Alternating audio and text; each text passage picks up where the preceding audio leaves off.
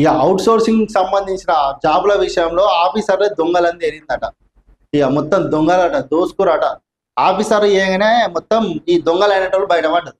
ఇక ఆఫీసర్లే దొంగలు. Out sourcing scam లో వారిదే కీ రోల్. వారికి రెగ్యులర్ తో పాటు అవుట్ సోర్సింగ్ సాలరీ, 7,000 మంది గుర్తింపు, ఫోరెన్సిక్ ఆడిట్ తో గుట్టురట్టు.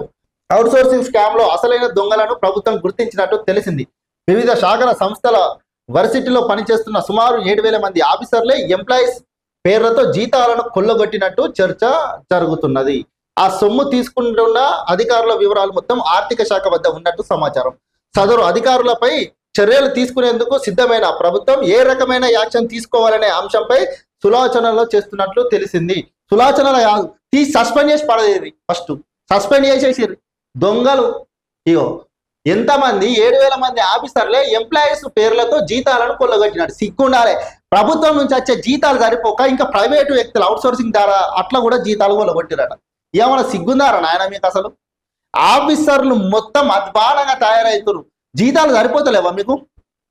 ప్రభుత్వం నుంచి వచ్చే జీతాలు సరిపోక ఇంకా ఈ దొంగ పనులు ఎందుకు? అరే నెలకు ఒక 50,000, 70,000, 80,000 జీతం వస్తుంది కదా, జీతంతో సరిపోతలేదా? నీ కుటుంబం బతకలేదా?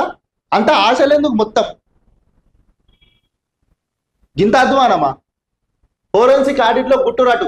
గత ప్రభుత్వ హయాంలో కాంట్రాక్టు అవుట్ సోర్సింగ్ నియామకాలు ఇష్టానుసారంగా చేపట్టడంతోనే క్షేత్రస్థాయిలో పెద్ద ఎత్తున అవినీతి జరిగినట్లు విమర్శలు ఉన్నాయి. కొన్ని శాఖల్లో అధికారులు, ఏజెన్సీలు కుమ్మక్కయి ఒకే పేరుతో ఉన్న వ్యక్తులు 2-3 ఆఫీసుల్లో జీతాలు తీసుకుంటున్నట్టు ఫిర్యాదులు వచ్చాయి. చూడండి, ఒకటే పేరుతోని ఆఫీసర్లతోని కాంట్రాక్టర్లతో కుమ్మక్కయి 2-3 జాగాలలో జీతాలు తీసుకుంటున్నట్టు లెక్కలుగా పడుతున్నాయట.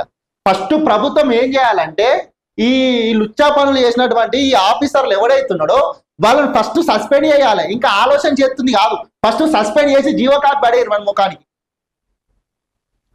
సస్పెండ్ చేసి జీవో కార్డు పడేయరు. ఆల్రెడీ తిన్న చాలు, కడుపు నింపురు, మొత్తం 10 ఏళ్లలో కడుపు నింపుకుర్రు.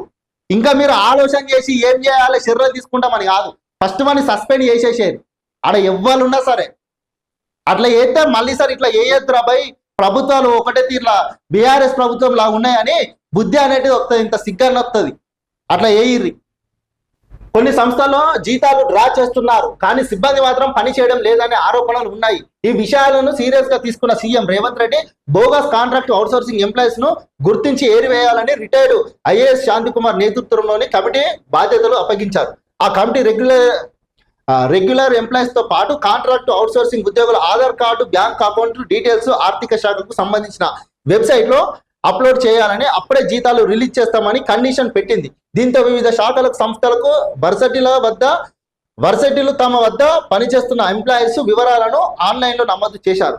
కాగా ముందుగా శాశ్వత ఉద్యోగుల వివరాలు ప్రభుత్వం వద్ద ఉన్న ప్రత్యేక సాఫ్ట్వేర్ 360 degrees లో ఫోరెన్సిక్ ఆడిట్ వడబోశారు. దీంతో సుమారు 7,000 మంది రెగ్యులర్ ఎంప్లాయీస్ కాంట్రాక్ట్ అవుట్సోర్సింగ్ సేవల పేరుతో జీతాలు తీసుకున్న విషయం వెల్లడైనట్టు తెలిసింది. మొత్తం మీద ప్రభుత్వం సరే చేసిర్రు, మీరు చేసిర్రు, 7,000 మంది దొంగలు ఉన్నారు, ఆ దొంగల మీద జీతాలు తీసుకుంటారు కదా, వీళ్ళని ఫస్ట్ మీరు చేయాల్సింది ఒకటే. ఏమని ఇచ్చిర్రు అంటే ఏ రకమైన యాక్షన్ తీసుకోవాలనే అంశంపై సమాలోచనలో చేస్తున్నట్టు తెలిసింది. మీరు సమాలోచన చేసుడు కాదు, ఫస్ట్ చక్కగా సస్పెండ్ చేయరు వాళ్ళని.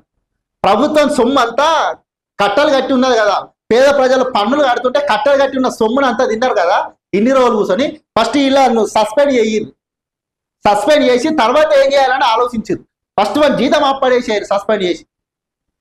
ఈ దొంగ మున కొడుకులు ఉన్నారు, కష్టం చేసి ఎండల సంపాదిస్తేనేమో తెలుస్తుంది.